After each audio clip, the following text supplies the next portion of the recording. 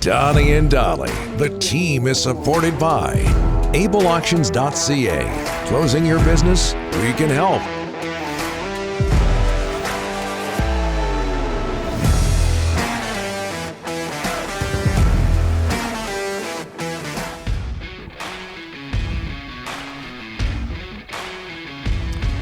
Okay, it is Thursday. Today's guests, including Farhan, standing by in L.A., brought to you by Optic Foliar, the only lights-on spray with no damage and no burning to your plant leaves. Plant efficiency, nutrition, and results all combined into a single solution for all stages of growth and safe to use on flowers. Spray it, see it, believe it. That's Optic Foliar. Visit this made-in-BC company online at opticfoliar.ca. Apparently, at one point in the previous two segments, I referred to Patrick Alvin as Thomas Alvin. Who were you thinking about? Thomas Drance? Well, maybe Thomas Gradine. Thomas Gradine, yeah. My apologies. There's lots in the Delaney's OK Tire Langley inbox I want to get to. And exploding. We'll do that. But right now we bring in from Los Angeles, California, home of Super Bowl 56 on Sunday, Rams, Bengals, Farhan Lalji from TSN. How are you, sir? Good, fellas. How are you? Not as good as you. Look at that backdrop. What are you, yachting or what? What's going on there? Oh, guys, you know what? The truth is, all kidding aside, I tested positive for COVID on Monday. So I haven't left my hotel room. So this is as good as it gets for me. And I haven't had any symptoms, kind of like flu-ish the first, 12 hours maybe. But since then, this is it. So fortunately, all the media has been all virtual anyway. It doesn't start for real until Friday, as far as people in person, and then I'm out of quarantine like after Friday, so I can actually get out and be in LA Saturday and Sunday. Well, get better, Farhan. Get better, there you my go. friend. I feel fine. Good. What do you make of? We'll get to football in a second, but what do you make of the Canucks hiring Cami Granato as AGM?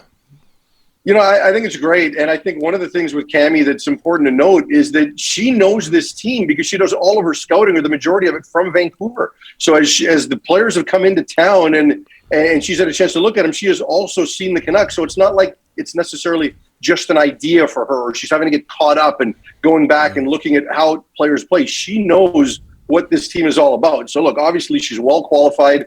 The 3 years scouting background that she's had most recently with Seattle has been really good for her growth and development in the business. She was, played the game at an incredibly high level. She's a Hall of Famer. She's great with people. So I think she checks a lot of boxes, and this management team all the way down is checking a lot of boxes, and I just like the looks of all of it right now.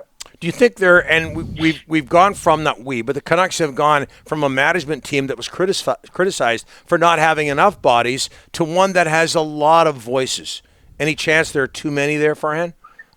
I don't think so, because when you look at the most successful organizations around, and you'll see that with the Leafs when they come into town on Saturday, this is what they have, right? They've got a number of people in different areas of the organization that are responsible for fixing certain things. So, I think that I think it's good. I think you need to create a number of voices and just have that input and not just create an echo chamber, right? So I look at what they're doing, and it's not just the same type of people, right? They're bringing in people from different backgrounds, different experiences. So I think that's a good thing. I mean, so often you see in different sports a general manager come in and then he brings in his entire team from his last stop. So now it's the same voices, the same philosophy, the same strategy. Jim Rutherford, to his credit, isn't doing that. Okay, football. Joe Burrow versus Matt Stafford. Which quarterback do you want in a pressure-packed situation like Super Bowl 56? I honestly think Matt Stafford is underrated in this scenario because people look at him and they think, okay, well, during the year, late in the season, he turned the ball over and he should have had that interception by Tart that wasn't against San Francisco in the NFC Championship game. But, the truth is, in terms of comeback and the pressure situations that you talk about late, he's like 7th all time in NFL history with 44 come-from-behind victories. So he is equipped to succeed in those moments. And when you look at Joe Burrow, my goodness, right, what he's been able to do, not just this year, but going back to 2019 and what he did at LSU, like it's an amazing run this young man has had from that season in college, arguably the best ever. He was doing well as a rookie until he got injured. And then this past year, for him to accelerate his recovery and being able to play the game at such a high level right now, Joe Cool is for real. We're going to be talking about this guy for a long time. So, I don't know who's got the edge, right? I mean, the one thing I hope from Stafford's perspective is this is finally your opportunity. He's 34 years old, and don't try to do too much here. right? Because you think this is my one chance on the big stage. I've got to do a little extra because I just don't see Burrow doing that. Farhan, want to talk a little BC Lions with you. The Lions are going with 2 Canadian quarterbacks. I don't think they've ever done that before. Your thoughts on that and how that's going to play out? Well, it's never happened in the CFL, at least not in the modern era, where a team has got its top 2 quarterbacks as Canadian. It's a nice story, right? And I'm a believer in the ratio. And I think when people like Andrew Harris and John Cornish and Brent Johnson and others exceed at the top of their sport without, you don't say he's good for an American or good for a Canadian. You say he's just good. That's a good thing for the league, and it's a good thing for our sport. And I think Nathan Rourke has the ability to deliver that, right? So I do believe he's ready for this opportunity. But I think if you're a Lions fan, I think collectively you have a right to be a little bit nervous because generally when a really young quarterback gets an opportunity to start, there's a safety net there. So you think about that in 2017 when, they went into the year with Jonathan Jennings being the guy. He had a really good finish to the 2016 season.